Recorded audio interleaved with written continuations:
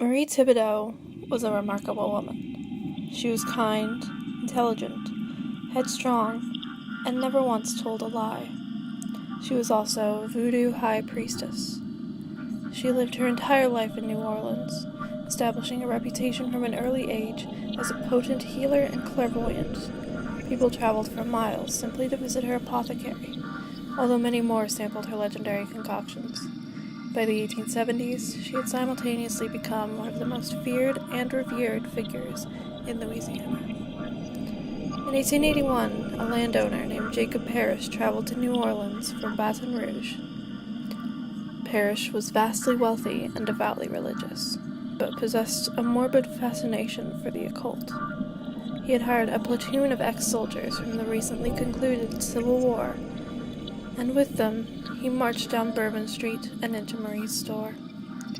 Despite the protests of her assistants, Marie granted Parrish an audience. He had heard rumors that the great voodoo queen had discovered the secret to eternal life and demanded that she yield it to him. Never flustered, Marie corrected him. She had indeed discovered a ritual that would grant immortality, but only for a set period of time, 50 years to be exact. Once performed, the subject would rise again after his natural death, having no need for food, air, or water, immune to disease and utterly impervious to bodily harm. After 50 years had elapsed, however, the subject would die once more, never to rise again. Frustrated by this revelation, Parrish nevertheless knew her by her reputation to be an honest woman, and would not pass up the opportunity to live beyond his natural lifespan. Marie agreed to conduct the ritual for him, as long as he vowed to leave New Orleans permanently once it had been concluded. Parrish agreed, and the ritual was performed.